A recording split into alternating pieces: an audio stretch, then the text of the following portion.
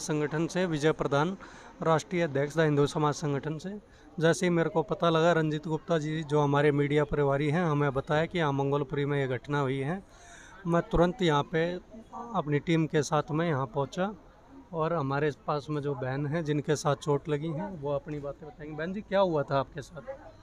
हम यहाँ अपने गोलगप्पे का माल बना रहे थे, तो हमने यहाँ कुछ दो लड़के नशेड़ी बैठे थे। हमने उन्हें मना करा यहाँ गांजा मत पियो। वो एक दूसरे से गाली गलौज कर रहे थे और हमें भी गाली गलौज कर रहे थे, तो हमने उनसे मना करा यहाँ से गांजा मत पियो। मैंने उनसे ये कहा भैया तू उठ जाए यहाँ से, तो कह रहा तू कौन होती है बहन की लोड़ी, तो कोई यहीं घसीट के हम यहीं आपको गाली भी दिया? जी, गाली भी दी, मुझे मारने की धमकी भी दी। जिसने आपको धमकियाँ दिया ये कौन था? ये आप जानते हो उनको? मैं इनको जानती हूँ, अच्छी तरीके से जानती हूँ, क्योंकि इन्होंने मेरे साथ दूसरी बार हमला किया है। दूसरी बार मेरे को टारगेट बनाया। आपके सर में जो चोट लगे हैं तो ये टाके भी आए हैं आपको? बिल्कुल, मेरे टाके भी आए हैं। हाँ। 5 टाके आए हैं और मेरे ऊपर इन लोगों ने वार किया डंडे से वार किया। तो यहाँ पे कोई और यानी छुड़ाने के लिए कोई भी ऐसे नहीं थे यहाँ आस पड़ोस में? कोई नहीं बोलने के लिए? आस पड़ोस में ये जो जिसने मेरे ऊपर वारदात करी है उसकी पूरी फैमिली थी, उसके साथी भी थे और मेरी फैमिली फिलहाल गांव में थी और भैया यहाँ थे नहीं, बीच वाले भैया थे, उनके साथ भी डंडों से वार किया और बीच छोटा वाला था उमेश, उसके साथ चाकू से वार किया।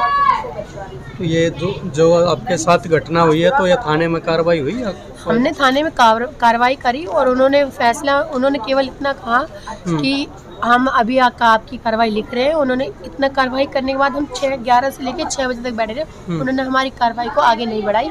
फिलहाल भाई साहब, मेरे भाई को भी बंद कर लिया था, कहा था, और हमें धमका रहे थे, हमें डरा रहे थे कि अगर आपने ज़्यादा बोला तो आपका भाई भी जाएगा और आप भी जाओगे, और वैसे ही थाने वाले और भाई को भी जेल में ले गए और थाने में बंद नहीं बात। यानी कि जिसको आपने मना किया था, जो यहाँ पे गलत पदार्थ का जैसे कह रहे हो कि आप सिगरेट पी रहे थे या उस चीज़ों के लिए मना किया था, तो वो कौन थे?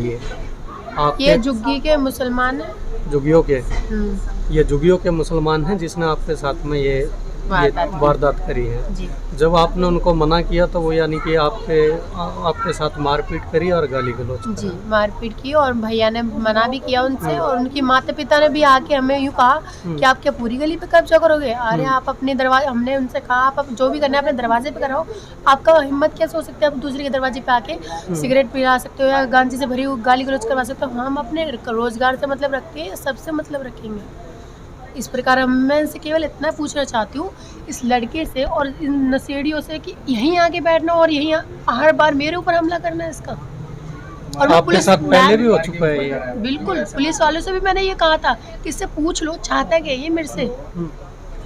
अच्छा, आपने बोला उनको? पुलिस वालों से मैंने जबरदस्ती FIR करवाई। अरे आप बाहर जाओ, अरे आप हमें ही धमका रहे हो, तो इस प्रकार कैसे हम आपके ऊपर विश्वास कर सकते हैं? आपने हमारी FIR लिखी है या नहीं लिखी है? मुझे उन्होंने रिपोर्ट भी नहीं दी थी FIR लिखी है नहीं लिखी है। यानी अभी आपको कुछ भी, यानी कि जो उन पे कार्रवाई होनी चाहिए वैसा आपको नहीं महसूस हो रहा कि उन्होंने कार्रवाई करी है? और आपके पास में धमकियां अभी और आ रही हैं? और उनके परिवार वाले आपके पास में बैठा हूँ मैं, मेरी नज़र कैमरों पे गई है। ये कैमरे आपके पहले लगे हुए थे? ये कैमरे अभी कल शाम को लगवाए हैं। डर से? यानी कि आपके धमकी, उनकी फैमिली हमें पूरी धमकी दे रही है, उसके भाई बहन, उसके यानी आप वारदात करने के बाद भी आपको धमकियां मिल रही है? बिल्कुल। हम क्या धमकियां, यानी कि आपको किस तरह की धमकियां आ रही है? अगर आपने केस वापस नहीं लिया, हमसे समझौता नहीं किया, तो आपके परिवार वालों, मेरा भाई तो छूट जाएगा, हम तो पैसे वाले, हमारे भाई को छुटा लेंगे, हम अपनी हिम्मत करके। उन्होंने हमसे ये कहा अगर आपने वापस ले लिया तो हम आपको कुछ नहीं कहेंगे, अगर आपने वापस नहीं लिया तो आपके पूरे परिवार को उठा सकते हो और पूरे खानदान की लाश उठाएंगे। अच्छा, मारने की धमकी दे जी, मारने की धमकी दी, घर में उठने के, घुस के मारने की धमकी दिया। और मकान का क्या कह रहे हैं? मकान भी यहाँ से बेच के जाने? मकान में आपको, मकान यूँ बोल रहे हैं, मकान बिकवा के आपको संबल भर्ती कर देंगे, जहाँ से आए हो वहीं दफन कर देंगे। यानी आपके पास में ये धमकियां, यानी कि वारदात होने के बाद भी आपके पास ये धमकियां आ रही हैं? आज मैं हूं और हमारी ये क्या गीतांजलि जी, हमारी टीम यहाँ पे आई हुई है, तो आप ये चीज़ें देख सकते हैं जो हमारी बहन के साथ में जो हुई है। ये वीडियो भी मैंने देख के, अगर कोई हिंदू, अगर कोई ये वीडियो को अगर कोई हिंदू देखेगा तो मैं कहता हूँ कि वो अपनी बहनों के साथ सर फूटने के बाद, उनके साथ चोट लगने के बाद अगर वो बर्दाश्त करता है तो मैं उस हिंदू को हिंदू नहीं मानता हूँ। जो हमारी बहनों के साथ ऐसा हो रहा है, जो उसके साथ ये वारदात हुई है, अभी भी मैं अपने हिंदू भाइयों से कह रहा हूँ कि वो जागे।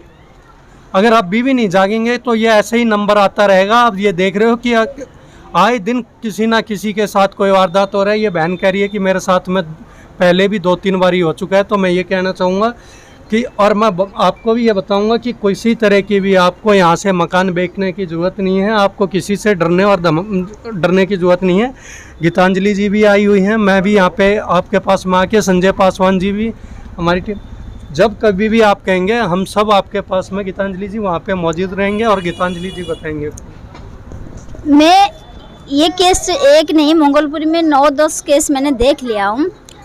मेरे एक ही कहना है हमारी हिंदू बहनों को, भाई वो तो लड़ते रहेंगे, वो छोड़ो, हम पुरुष समाज के कुछ नहीं बोलना चाहते। हमारी ये मातृशक्ति जो बहनें हैं, माताएं हैं, ये शेर नहीं बनना पड़ेगा। अगर नहीं बनोगे तो खुद को बचाने के लिए दूसरों को बुलाने की ज़रूरत नहीं। हर गली में, जैसे मैं आज आप लोगों के लिए लड़ रही हूँ, उड़ीसा से आके यहाँ पे लड़ रही हूँ, मैं भी चाहती हूँ ऐसे हर कोई गीतांजलि बने। और इन लोगों कुत्तों से डरने की कोई ज़रूरत नहीं। हम भी शेर हैं, हमारे देश में ये रहते, हमारी मतलब भारत में रह के ये लोग इतनी जाति कर रहे हैं, क्यों हम सहेंगे? अरे एक मारेगा। जब एक औरत एक बच्चा को पैदा करता है, एक पुरुष को पैदा करता है, उसके अंदर इतनी क्षमता होती है, वो एक माँ बनती है। तो इन कुत्तों से क्या डरना है? जब हम पैदा कर सकते हैं ना, उसको उखाड़ के फेंकने का औकात भी रखते हैं। जैसे हम आज, मैं और गीतांजलि जी यहाँ पे अपनी टीमों के साथ आए हैं, और भी सब आए कि हमारी बहन को एक हौसला मिले कि जिस किसी ने इनको धमकी दिया है कि यहाँ से मकान बेच के जाना है या कुछ भी, तो मैं अपनी बहन को ये कहूँगा कि मकान बेच, जो आपको कहता है मकान बेच के जाने के लिए, आपका मकान तो बिकेगा नहीं, पर सामने वाले को हम मजबूर कर देंगे कि वो यहाँ से बेच के जाना पड़ेगा, आपको यहाँ से नहीं जाना पड़ेगा। मैंने पुलिस प्रशासन बिल्कुल नहीं सुन रही, क्योंकि विकास मलिक है, वो भी उसकी इन्हीं की साइड है। यूँ बोलते हैं तुम्हारी, अगर मैं अपने पे आ गया ना, विकास मलिक जो पुलिस है एक, तो उसने कहा अगर मैं अपने पे आ गया ना, तुम्हारे गोलगप्पे बिकने दूंगा और ना उसकी चाय बिकने दूंगा। इसका कहने का मतलब ये था कि तुम लोग फैसला कर लो, अगर कोई भी बात आगे को होती है तो मेरे ऊपर कॉल करो। अरे तुम्हारे ऊपर कॉल करेंगे तो तुमसे पहले तो तुम लड़ाई स्टार्ट करवा दे, तो उसके बाद समझौता करने आते तो तुम्हारा क्या फ़ायदा? समझौता करने वाले एक दूसरे समझौता करेंगे तो हम लड़ाई क्यों होगी? इस प्रकार इस पुलिस ने, मैं पुलिस वालों पे बिल्कुल बिलीव नहीं करती, क्योंकि कल उन्होंने दिखा दी कि 4 घंटे के बाद 6 घंटे करा दिए, उन्होंने FIR दर्ज नहीं करी, उसकी रिपोर्ट नहीं दी। तो अब मुझे नहीं लगता कि कुछ फैसला करने देंगे। फैसला होगा आगे को, क्योंकि उन्होंने यही बात दबा दी, क्योंकि 8 दिन का फैसला। आपकी बात दबेगी नहीं, आपकी बात का हम जो आए हुए हैं, तो आपकी बात हम दबने नहीं देंगे। जो भी इसमें जो कार्रवाई होगी, हम बिल्कुल उस चीज़ों के लिए बिल्कुल हम मांग करेंगे। जो आपका जो उचित कार्रवाई होगी उस चीज़ों के लिए, उनके कहने से, और या आपको उन्होंने ये सोचा कि आप अकेले हो, ऐसा कुछ नहीं है। आपके साथ में पूरे हिंदू जो भी संगठन है, पूरा परिवार आपके साथ में। आप बिल्कुल इस चीज़ों से बिल्कुल चिंतित करिए। एक बात ये अंजू बहन से आप लोग सीख लो, कितनी कम उम्र में इतनी सारे चोट लगते हुए भी आज वो हमारे साथ खड़ा होके आज पुलिस प्रशासन को चैलेंज कर रहा है। अरे हिंजड़ो, कम से कम अब तो समझ जाओ। अगर एक यहाँ पे मातृशक्ति जागृत हो गया ना, तुम कहीं का नहीं रहोगे। और मैं आप हाथ जोड़ के विनती करती हूँ पुलिस प्रशासन से कि ये जल्दी ये कार्रवाई होनी चाहिए। नहीं होगा तो रास्ते पे उतरने के लिए हिंदू देर भी नहीं होगी।